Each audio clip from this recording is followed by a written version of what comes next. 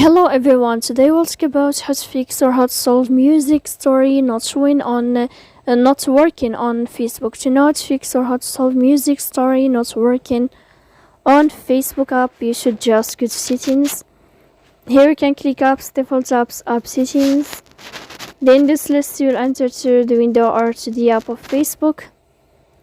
Here in this page of app info you can click on first stop and you can click OK. Then you will enter to storage. Here you can click clear cache.